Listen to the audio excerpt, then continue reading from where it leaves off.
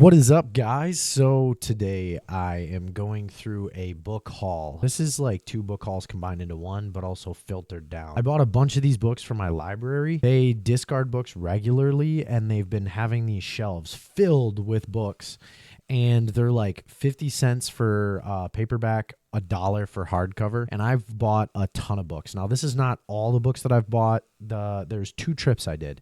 The first one, I didn't buy a ton. The second one, I bought about 15 books for the price of like $12 to $13. I ended up just giving them 15 total dollars and said the rest can go to the library fund.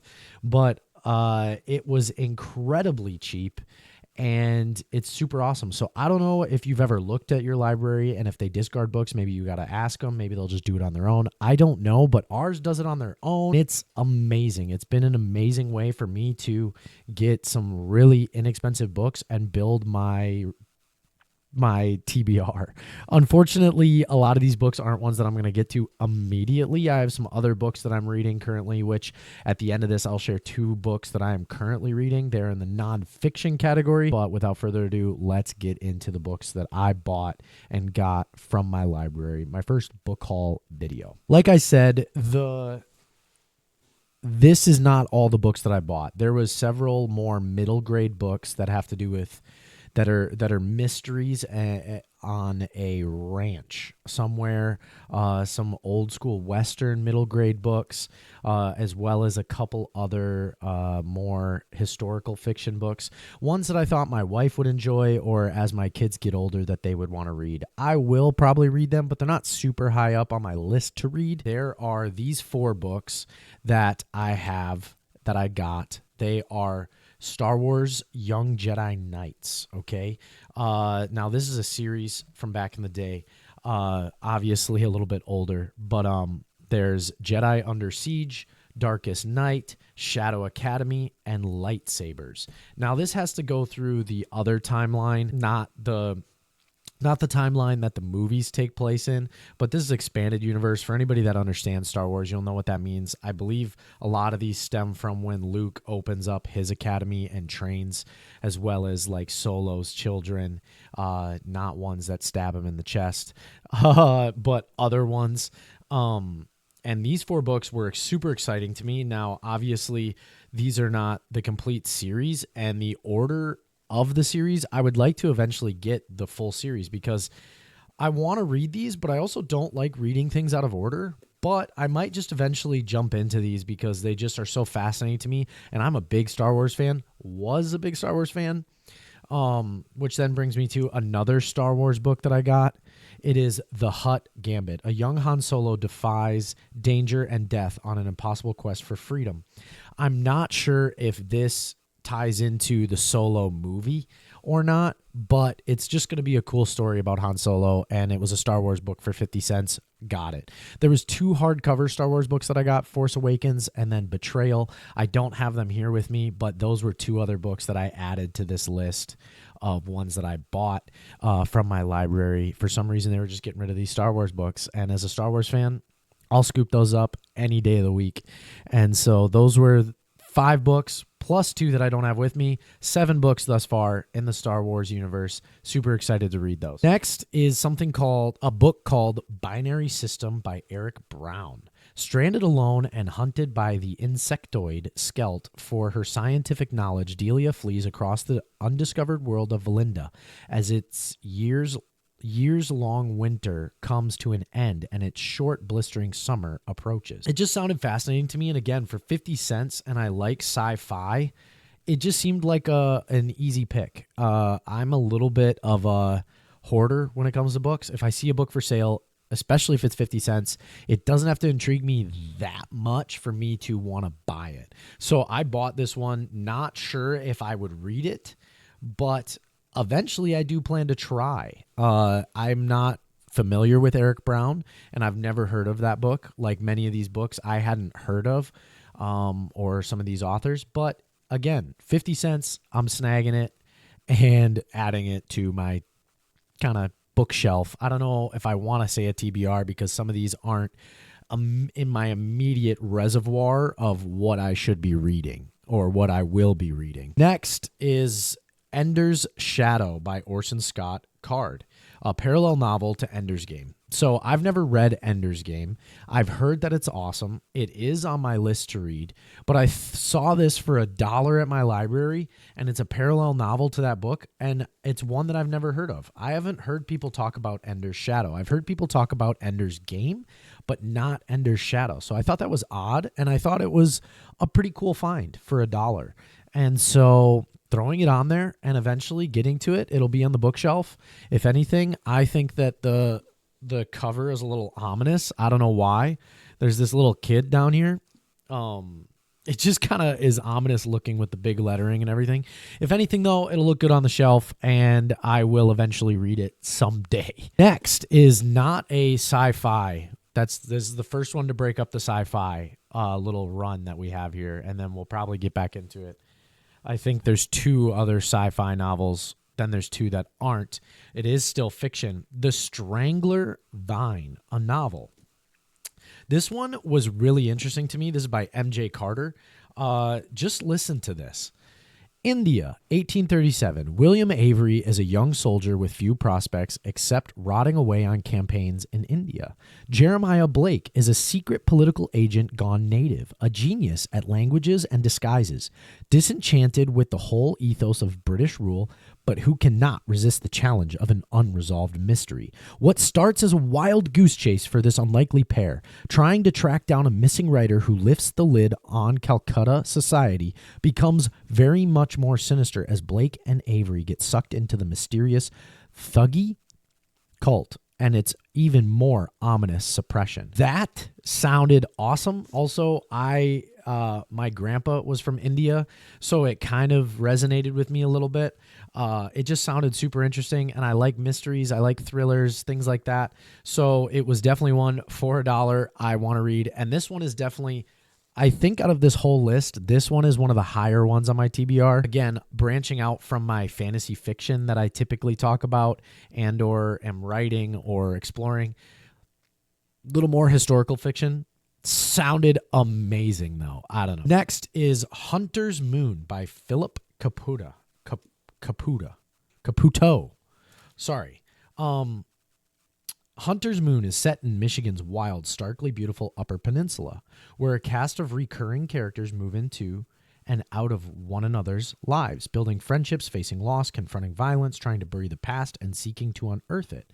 Tied together by the perspective of Will Treadwell, a veteran who runs the local watering hole, the stories of Hunter's Moon show once-a-year lovers, old high school buddies on a hunting trip, a college professor and his wayward son, a middle-aged man and his grief-stricken father, as they come together, break apart, and if they're fortunate, find a way forward. With a strong, haunting sense of small-town place, surrounded by expansive nature and an unabiding and an abiding respect for both old traditions and fresh traumas. It just sounded kind of cool. It was $1. It sounded interesting. I like the concept and the writing perspective and movie perspective of when people are like in and out of each other's lives like that. I like that, and you get glimpses here and there of the connections that they all have. It sounded like that. Not super high on my TBR. It'll kind of probably sit on the bookshelf for a while. You know, you might be asking, why would I buy any of these books if they're just going to sit on my bookshelf? It's because I have an addiction to buying books, and especially when they're that cheap. Next, we jump back into the fantasy genre. Dark Eden by Chris Beckett. All right. On the alien sunless planet they call Eden, the 532 members of the family take shelter beneath the light and warmth of the forest's lantern trees. Beyond the forest lie the mountains of the snowy dark, and a cold so bitter and a night so profound that no man has ever crossed it. The oldest among the family recount legends of a world where light came from the sky, where men and women made boats that could cross the stars. These ships brought us here, the oldest say, and the family must only wait for the travelers to return. But young John Red Lantern will break the laws of Eden, shatter the family, change history. He will abandon the old ways, venture into the dark, and discover the truth about their world. 50 cents, worth buying. I don't know if you put a full price tag on this that I would have bought it. It would have piqued my interest enough, but it does sound interesting. And again, not familiar with Chris Beckett or this whole concept or anything about it. I'm really intrigued to see where it goes. It's very much on that binary system. The book that I shared earlier, binary system, they're kind of next to each other on the bookshelf where it's like, I'll get to them when I get to them. But it definitely sounded interesting. Last but not least is Ernest Cline's Armada, sorry. A novel by the best-selling author of Ready Player One. I love Ready Player One, the movie. I didn't read the book because I loved the movie so much. I didn't necessarily want the movie to be ruined. But I definitely was intrigued by this and interested to see where he would go in writing another book. And that's all I'll say is I'm actually very excited to read this one. I have some other books that I'm currently reading, fiction and nonfiction, which I'll kind of get into in just a moment. But that book is definitely very far forward on the list of I want to read this. So now, what am I reading currently? I kind of talked about in a previous video where I DNF'd a bunch of books. What I'm currently reading is what I believe is called the Sun Eater trilogy, or not trilogy, Sun Eater series. I'm reading the first book of that one. It's slow going as far as my reading goes, but I am reading it because I'm spending a little bit more time in the nonfiction world right now. It's helping me break through the reading slump that I feel and have currently. I also picked up Mistborn by Brandon Sanderson, and the reason I picked up that one and I didn't go to Way of Kings is because a good friend of mine who is also an author and knows that I am currently writing, he said I need to read that book as research, and because Mistborn is one of the greatest demonstrations of buildups and payoffs in a novel. So I need to mark where I think there's a buildup and then mark where the payoff comes in and see how he structures the story. So it's a little bit more of a research, yet still enjoying the read. So I'm reading that one. It's probably going to supersede the Sun Eater series because the Sun Eater series, as I'm reading it, yes, it's intriguing, but there's not as much drive for me right now. I want to come back to it. I have it on my Kindle. It's cool. It's interesting. I'm intrigued to see where it goes, and what I've heard about it is great. It's not that I don't like it. It's just that me personally, I'm struggling to stay motivated to read, which brings me to what am I reading in nonfiction? I have 2 books today. I just picked up one yesterday called Unreasonable Hospitality. In my line of work, working at a church, I think that there's some crossover between hospitality of the service industry, and this book is about that. It's about a restaurateur, a guy who owned a restaurant, #1 in the world, and how they were not just unreasonable about their food, but they were unreasonable about how they made people feel. And it's very intriguing to me. I love that because I think there should be some of that crossover, like I said, into my job at the church, how we're treating people, serving people, and so on in the practical sense, though there's a spiritual aspect in churches, but there's also a practical sense too. The other one that I'm reading currently is How Highly Effective People Speak. This book is extremely interesting to me. I'm not super far into it, almost a quarter of the way through. And it's been fascinating. It's one that I'm highlighting like crazy, making notes and things like that. I have a couple other nonfiction books that are on my list to be reading right now, but these are the 2 nonfiction books that I'm reading currently. And I know that it seems like I'm spreading myself very thin, reading 2 nonfiction books and a fiction book. But it breaks it up for me because How Highly Effective People Speak is very statistical, psychology, and very deep. And I have to take time to process after I read some of that. The Unreasonable Hospitality. Oh, my word. Yes, Unreasonable Hospitality. It's a little less processing. It's a little more I can read it and not have to process what I'm reading. I still take it in, but I don't have to like mull it over. I can just read it, think about it, and retain it. And then the fiction novel, it's just that break from reality for me, that escape. So it kind of balances each other out. I know it's kind of a lot, but it's working for me currently, and it's actually helping me get through my reading list quite quite well. Appreciate you guys watching so much. I look forward to posting some more videos coming up. Not going to overdo it or overpromise, but just looking forward to sharing with you more about my reading journey, and this is it so far. I do kind of want to talk about my novel that I'm writing because I'm very close to a beta reader stage, at least the first beta reader stage, and I just can't wait to share it.